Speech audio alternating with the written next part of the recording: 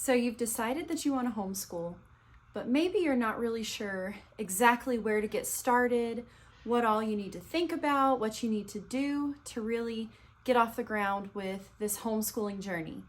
This video is for you. Today, I want to give you 5 things to think about while you're getting started with your homeschool journey.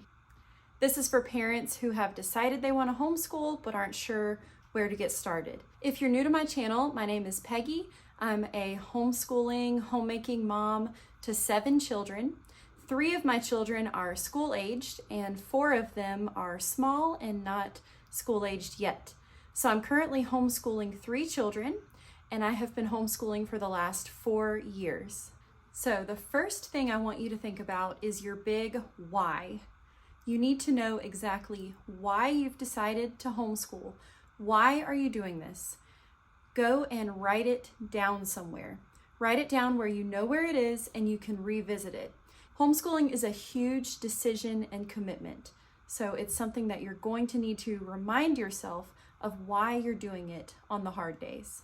For my family, we decided to homeschool so that we could give our children a Christian education that is tailored to exactly what they need, that glorifies Christ, and covers the topics that aren't always covered in institutional schools, like life skills and the classics and other things that aren't taught. My husband and I went to public school, so we didn't have any experience with homeschool until we started homeschooling our own children. We knew that our decision to homeschool was going to be really different than a lot of the people around us, so we expected to get some pushback. Having that why really helped us to stand firm with our decision and gave us the confidence to handle any pushback we would get with grace.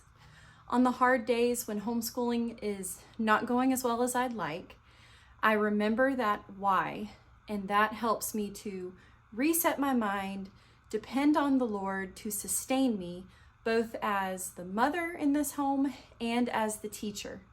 That way I can continue plodding along, doing the duties that are before me today, and it helps me to just reset and remember to glorify the Lord in what I'm doing. So the first thing you need to consider is your why. The second thing, and this is very important, that you need to consider are your state's laws and requirements. Every state in the United States allows homeschooling, but different states have different laws and requirements. So you will need to know your state's laws. The best way to do this is to use the HSLDA's website. That's the Homeschool Legal Defense Association.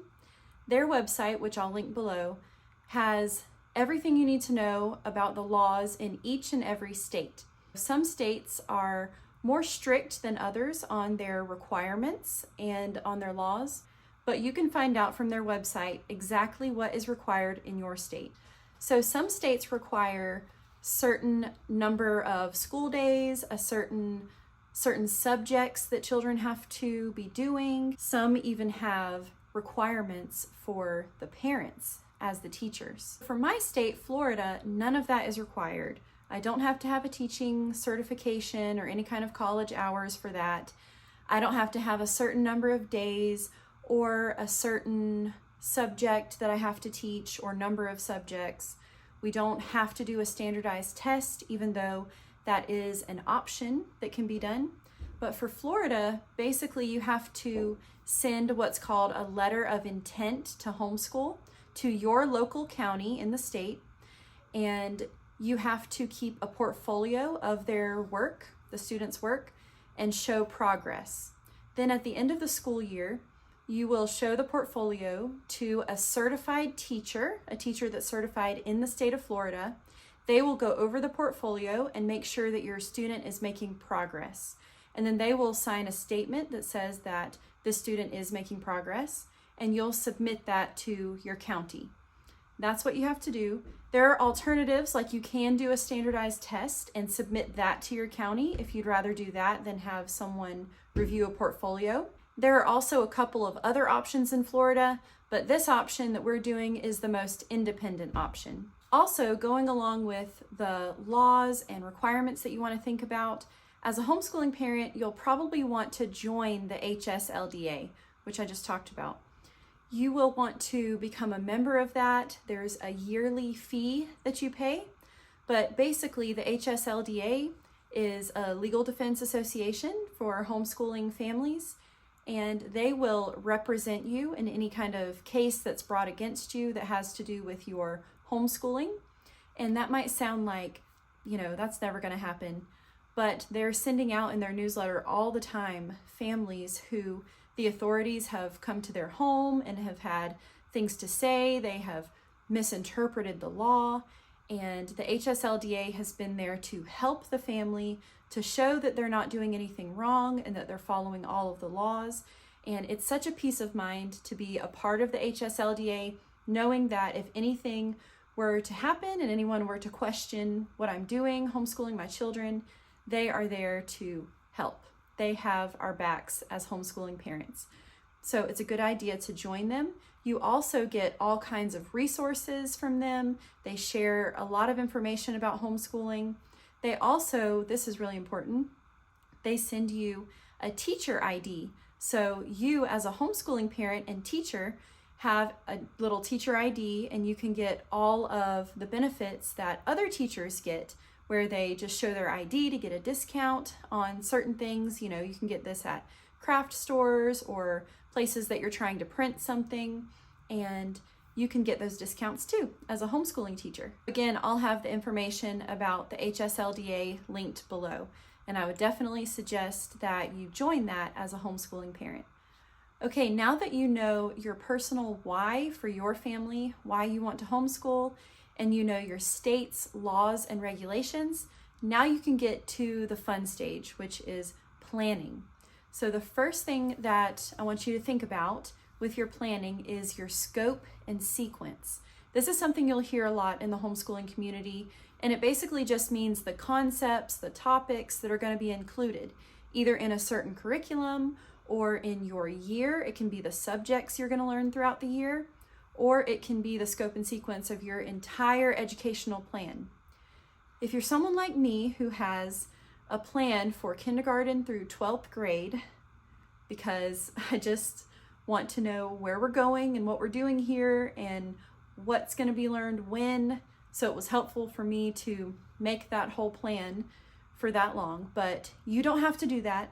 You can take it year by year, and I would suggest planning out your homeschool year and the scope and sequence that you want for that year. Just start with 1 year, and you're going to list out the subjects that you want to do and have extra subjects on the side that you could maybe add in if you have the time and the ability, depending on the season of life that you're in. There are a few subjects that I would suggest definitely starting with, and those are Bible, math, language arts, which includes reading, and science. After those, I would also consider adding history and geography. These are all of the priorities for my homeschool and things that I'm trying to make sure are happening all the time. Now, if you have children that are in high school, you'll need to keep that in mind with what credits are needed so that they can graduate and get a diploma.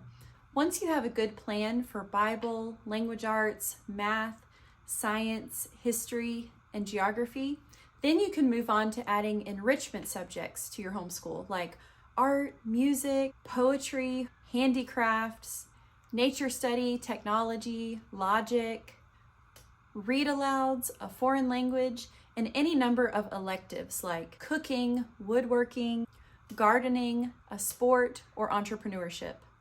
Just remember that you don't have to do every subject every day. There are certain subjects that we do daily, Monday through Friday.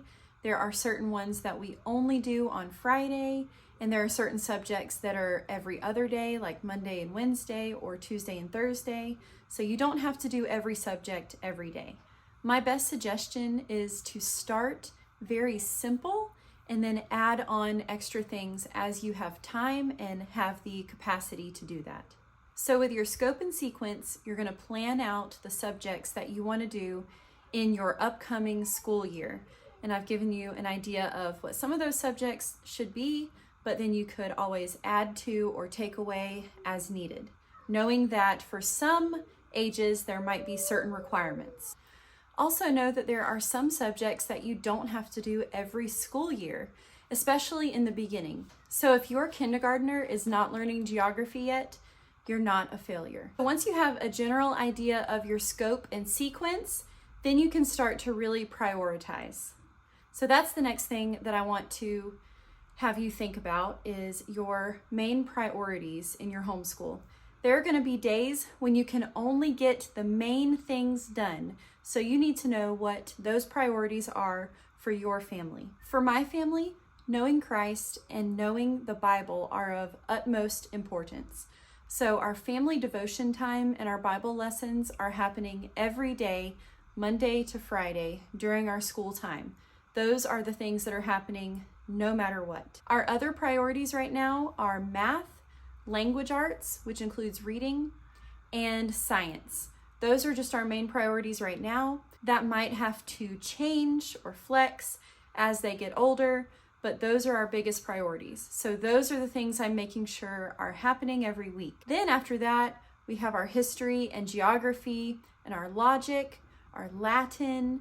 These are all things that I'm also really trying to do, but if they fall by the wayside a little bit for a week or a couple of weeks, it's going to be okay. We can catch up. They're not the highest priority. So you're going to want to know what your priorities are, because if you're trying to do every single subject every single week, even in the weeks when something is happening or things are hard and you're really not able to do everything, you're going to want to know what you need to cross off the list for this week and what you need to keep in. So when you know what your priorities are, you'll be able to get those done consistently. Now that you've established your scope and sequence, you've made your main priorities, you know what your state's laws and regulations are, you can start looking around at different curricula. And this is a part that is really fun, but can also be overwhelming. I want to break homeschooling parents into two different groups. This is an overgeneralization, but I think it will help you in the beginning. So there's the homeschool parent who likes to use an open and go curriculum. This is where you just open to the next day's lesson. It tells you exactly what to do, exactly what to say. You know ahead of time what you're going to be doing, or you may not even have to plan ahead. You can just open it and look at it the day of. A lot of these kinds of curricula will have all the subjects included in one, kind of a curriculum in a box. It's just open and go, you do it, you follow it, and it's a pretty easy way to get started. So that's one option. The other kind of homeschooling parent is the DIYer. So the one that wants to do everything themselves, that wants to piece things together and wants to pick, this kind of curriculum for science and a different one for math, and really picking out different things and making a really customized education for their student. So either way that you go is fine. There's nothing wrong with either one. When I started out at the very beginning, I went with an open and go curriculum. I had a lot of young children, which I still have a lot of young children, but it was easiest for me to get started with homeschooling to have something that I just open up and it tells me exactly what to do. It covered all the subjects that I needed covered, and it was a lot easier and fun for me because I wasn't stressed about what do I need to be doing? What do I need to be looking at? Is she doing enough? All of that. So it was helpful for me to have that open and go in the beginning. So what I started with for kindergarten for my oldest child was My Father's World. Their kindergarten curriculum is excellent. I still love it to this day. I'm not using that for kindergarten anymore, but I highly, highly recommend it.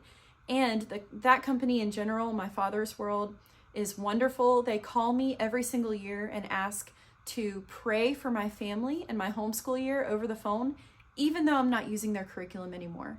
So they are such a wonderful company and definitely worth looking into if you're thinking about going with an open and go style curriculum. For the DIY side, that's more what I'm doing now. I have learned a lot about different curricula. I've researched a lot. I've used a lot of different things. and I have certain favorites that I like to use every single year.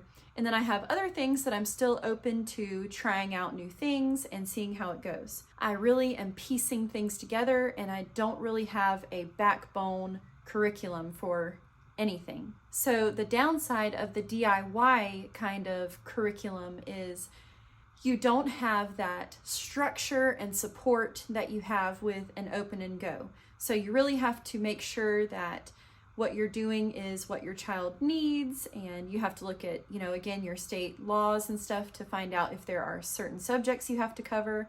So you really have to keep all of that in mind if you're going to DIY the different curricula that you're choosing.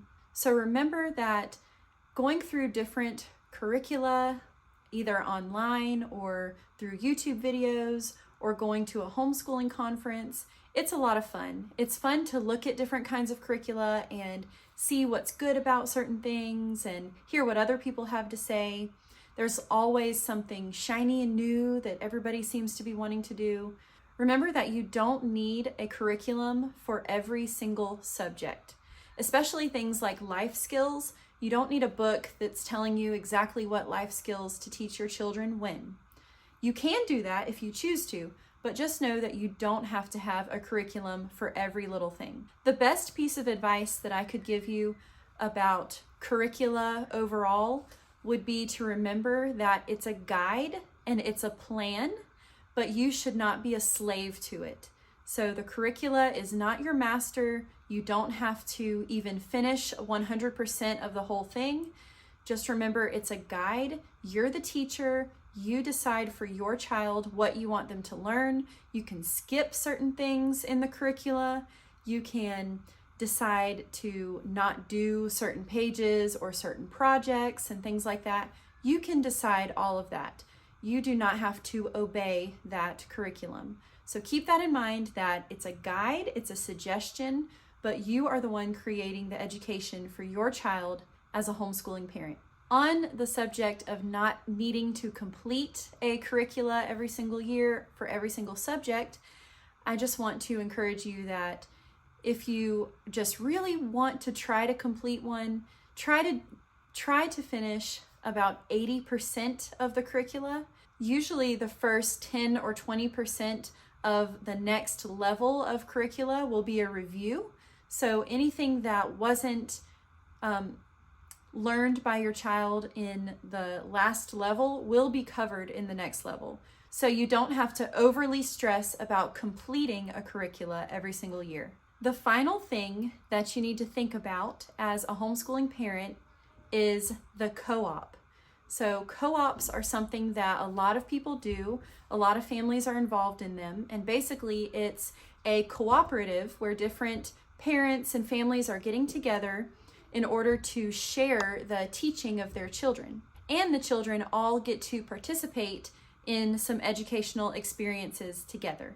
Many families participate in co-ops because of the community aspect. There are other families around that are doing similar curricula that you're doing.